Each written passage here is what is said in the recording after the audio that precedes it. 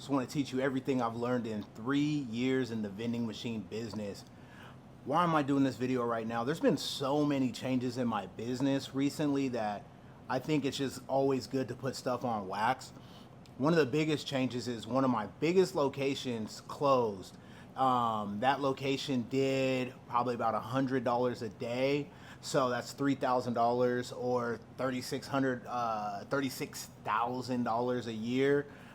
That's just erased. I am going to sell the vending machines, and I've already relocated some of the vending machines. I'm in that process right now. So that's some of the stuff that could happen. I've learned so much over the last 3 years. I think just because I'm short on time, I'll just kind of give you my biggest 3 lessons that I've probably taken away, like if I was going to tell my son. And I think lesson number one is I don't think I would necessarily, and this may not be for everyone, I don't think I would necessarily use debt again to build my business. I think that I would like sell a product or service and use the funds from that to purchase the business. I did use debt, and by the time I was done with the business, it wasn't worth as much. I feel like if I would have taken my time and kind of built it without using debt, I feel like I probably would have had something a little bit more substantial. I think my cash flow would have been better. I think that once you take out money for debt, you have to pay like interest. And so even though my business sales have gone down, my interest is still the same. And so that's another conversation for another day, but I don't think I would use debt again to build my business. I'd rather just build it slower and just have something a little bit more substantial and keeping, like really having no interest and no debt. I think that's the biggest one that I've taken away. I think building a strong team, I think that I would try to have someone prospecting a little bit more. Like I don't really have anybody out there actively looking for locations, and locations, you do lose locations. It can be from a variety of things. Somebody new could take over. You could just not get along with someone in the organization. Anything could happen. I've seen locations come. I've seen locations go. The good thing about vending is locations do last a pretty long time. I don't even know how long I've had this location, but it's been like a year for sure, maybe a year and a half. And if everything runs smooth, then you don't really have to worry that much. But I do wish that I had somebody out there prospecting.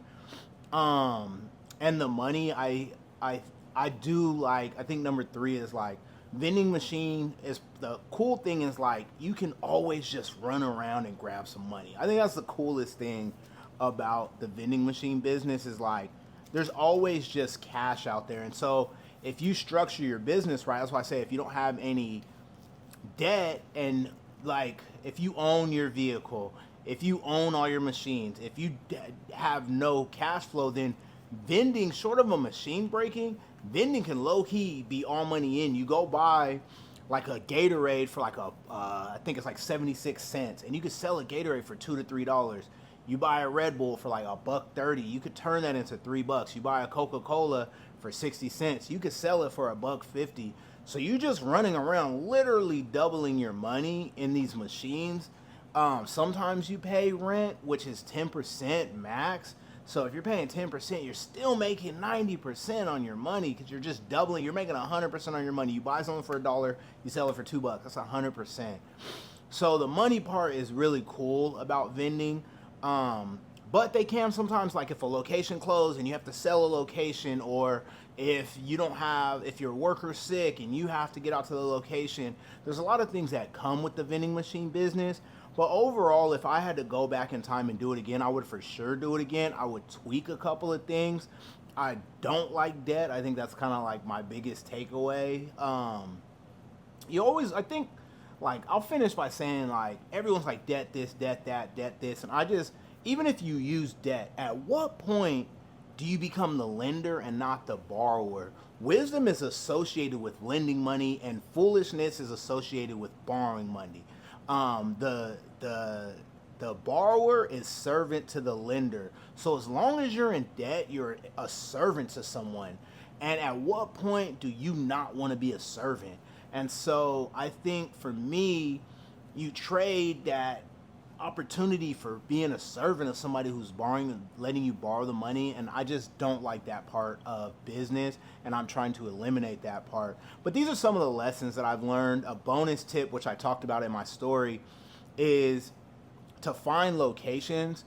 Like, there's all these business parks. There's all these, like, literally, like, the top three business what I would do right now is I would look up every hotel in a freaking 20 to 30 mile radius, and I would just pick up the phone and say, hey, I have a vending machine company. Do you guys need vending machines? Or I would drive to every hotel in a 10-mile radius and talk to them face to face. Face to face is always better because you might catch the manager, and you can build a relationship that way. Two, I would probably look up every tire shop, every HVAC shop, every just industrial businesses. Number three, I would hit up every gym because they always have clientele that's thirsty and hungry. I would hit up every gym. We'll just leave it there. If you just went to all of these locations, you could probably find a spot. Now with ChatGPT, you could look up scripts to say, emails to send. So if you want all the game on vending machine, I do have a book available. Just go to partoftheculture.com. You'll see a link for the vending machine book. That has all my game. This was a 7 to 10 minute video. Imagine if I could spend an hour with you. If you ever have any questions, feel free to slide in my DM. You can find me at Part of the Culture on Instagram. You can go to partoftheculture.com and get all of my links.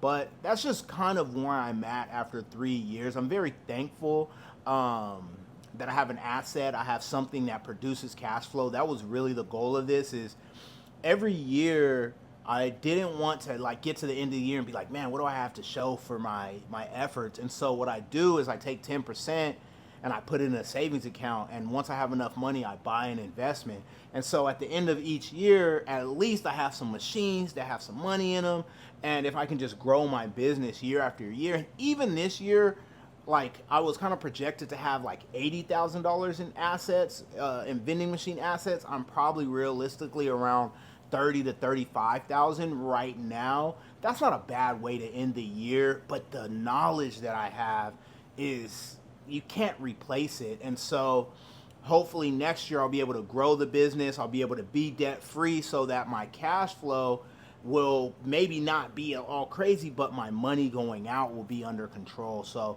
that's what I've learned so far. I hope that you got value. Like, subscribe, all that good stuff. Follow me, and you can find me on Instagram at Part of the Culture. I'm out. Yee.